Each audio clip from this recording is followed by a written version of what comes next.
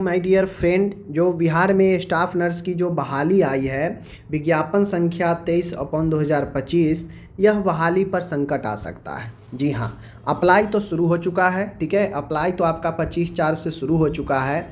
But मैं बता दूं कि इस बहाली पर जो है संकट जो है मंडरा रहा है। ठीक है, इस बहाली पर संकट क्यों मंडरा रहा है, मैं आपको 2-3 ऐसे इस एडवर्टीजमेंट में जो चीज़ें दी गई हैं, जो गड़बड़ी दी गई हैं, उस पे मैं आज बात करूँगा। ठीक है, और मैं इस बेस पर बात कर रहा हूँ क्योंकि आपको पता होगा कि सीएचओ के जो बहाली एक बार जो कैंसिल हुई थी, सब चीज़ आने के बाद, अप्लाई होने के बाद कैंसिल हुई थी, वह इसी बेस पर हुई थी क्योंकि उसमें सेम गड़बड़ी जो है सीएचओ में भी दिया गया था और यहाँ भी गड़बड़ी जो है देखने को मिल रहा है।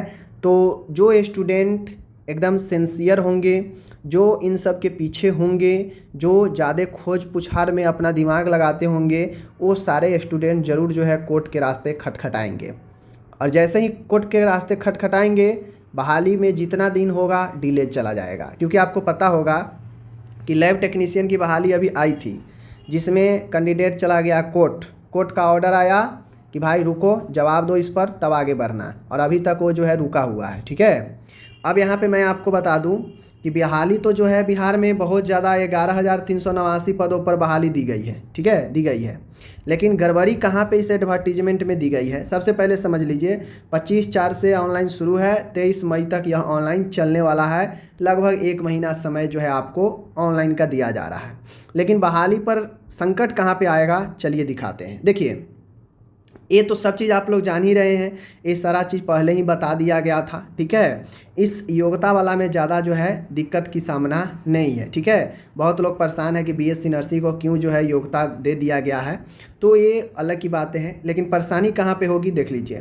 परेशानी यहाँ पे होंगी, जैसे बहाली है, ठीक है, ये 35% जो है महिलाओं के लिए है। ठीक है, तो ये वाला जो आप लाइन देख रहे हैं नीचे वाला, ये 35% है महिलाओं के लिए। ठीक है, अब ये 35% किसका है, ये 35% किसका है, तो मान गए अनारक्षित कैटेगरी में अगर 3100, युवा कैटेगरी में अगर 3134 बहाली है, तो 3134 का 35% आप निकालेंगे तो लगभग 1096 कुछ जो है आपको होता है। तो ये यहाँ पे बिल्कुल सही है। ठीक है, ठीक है, कोई दिक्कत नहीं है।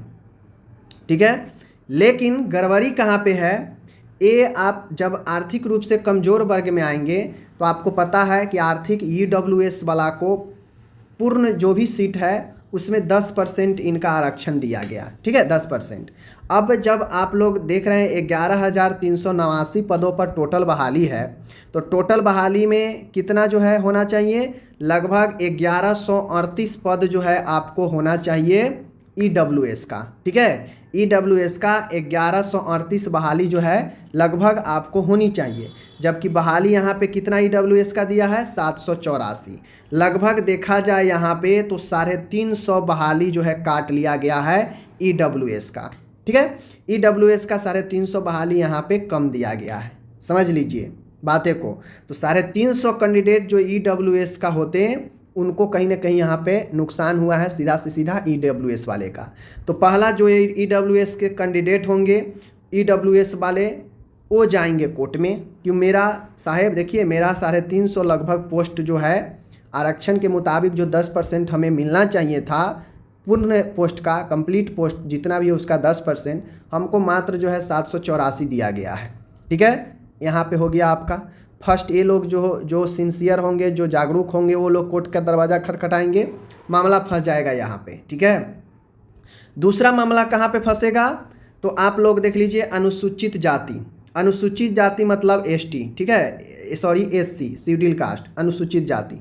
अब ये जो एससी वाले हैं, ठीक है, 2853 पद यहाँ पे दे दिए गए एससी का, लेकिन 2853 पद जो एससी का दिया गया है, उसमें मात्र महिला के लिए 35% जो आरक्षण होना चाहिए 440 दिया गया है, मात्र 440, जबकि होना कितना चाहिए, सिर्फ और सिर्फ महिला के लिए कितना पद होना चाहिए, वो महिला के लिए लगभग 990, लगभग इतना के आसपास आप लोग निकालेंगे 35% 2853 का, तो लगभग 900 समथिंग होगा। जबकि बहाली कितना दिया गया है, 440, यानी सीधा 500 बहाली यहाँ पे महिला आरक्षण का 35% में से काट लिया गया है। तो जो महिला SC वर्ग से हैं उनका तो 3500 आरक्षण एकदम कन्फर्म है कि 35% उनका मिलना है। 35% के अलावा भी जो है वो 65% में घुस सकती हैं अपने कैटेगरीज में। जैसे 2853 SC में बहाली है, 2853, तो इसमें से अगर मैं 35% हटा देता हूँ महिला का आरक्षण तो लगभग 1000 के आसपास होगा, ठीक है। तो बचता कितना है 1800। 1800 जो है इसमें महिला और पुरुष दोनों अभ्यर्थी आ सकते हैं, ठीक है। 1000 सिर्फ महिला के लिए रिजर्व है क्योंकि 35% बिहार में सब बहाली में रिजर्व है, बाकी के 1800 में पुरुष और महिला दोनों है, ठीक है। तो इस हिसाब से 440 जो पोस्ट यहाँ पे 35% दिया गया है, ये किस हिसाब से दिए गए हैं ये जरा हमें बताएंगे, ये यहाँ पे जो SC के महिलाएं होंगी, शेड्यूल कास्ट की जो महिलाएं होंगी, फीमेल कैंडिडेट होंगी, वो तो जाएंगी कोर्ट, वो तो जाएंगी क्योंकि सब लोग एक तरह के हैं नहीं, कुछ लोग लड़ना जानते हैं, तो ये लोग तो जाएंगे कि मेरा 35% मेरे कैटेगरीज में मेरे फीमेल कैंडिडेट को 35% होना चाहिए, जो कि यहाँ पे लगभग 900 से ऊपर होता है 2853 का। तो यहाँ पे 440 किस हिसाब से दिया गया है, सीधा 500 कैसे घटा दिया गया, तो ये लोग जो है सीधा महिला लोग जाएंगी।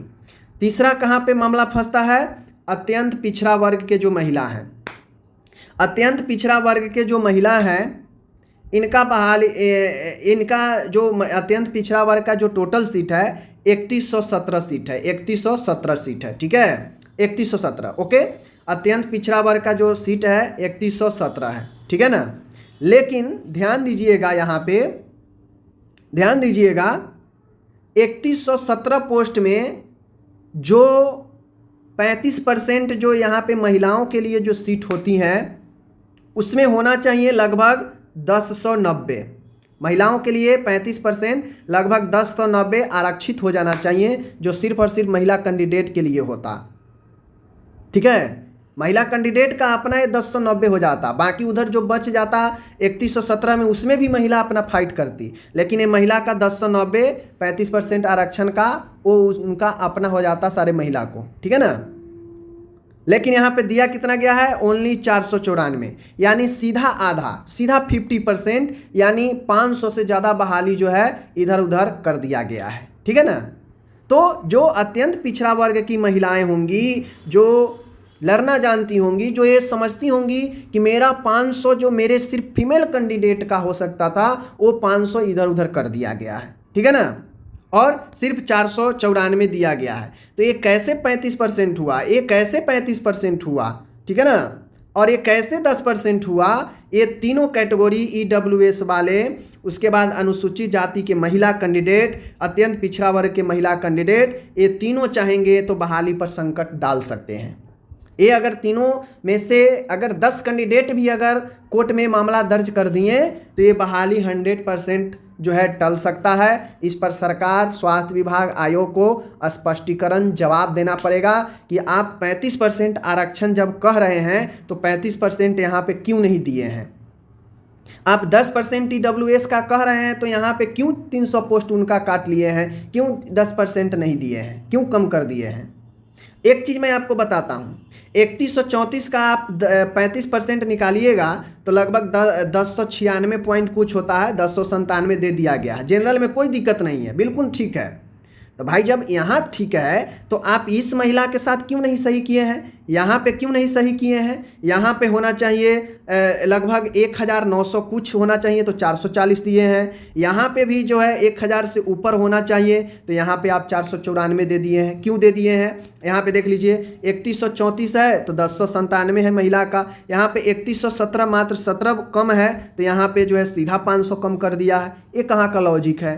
टोटल 2659 महिला के लिए इसमें आरक्षित है। तो किस हिसाब से जो है 35% आरक्षण आप इन दोनों को दिए हैं और इनको 10% दिए हैं, ये बहुत बड़ी जो है चैलेंजिंग होने वाला है और यही जो है आपको ले जाएगा कोर्ट में घसीट कर। और जब मामला कोर्ट में जाता है तो पता है 1-2 महीना ऐसे ही निकल जाता है। चीज़ों को समझ लिए। चलिए, तो यही आपका है। बाकी जिनको सूटेबिलिटी के बारे में जाना है वो सूटेबिलिटी के बारे में कोर्ट में जाएंगे, क्योंकि बहुत सारे लोग परेशान हो रहे हैं सूटेबिलिटी को लेकर कि मेरे पास नहीं है तो मेरे पास नहीं है। तो सूटेबिलिटी को लेकर बहुत सारे लोग जो है कोर्ट में जा सकते हैं, उनका अपना मर्जी है। लेकिन जो जेन्युइन कॉज है यहाँ पे मैंने आपको बता दिया, ठीक है। जो लड़े ठीक है, नहीं लड़े बाकी आपको संतोष कर लेना है, इतना ही में समझ लीजिए। धन्यवाद।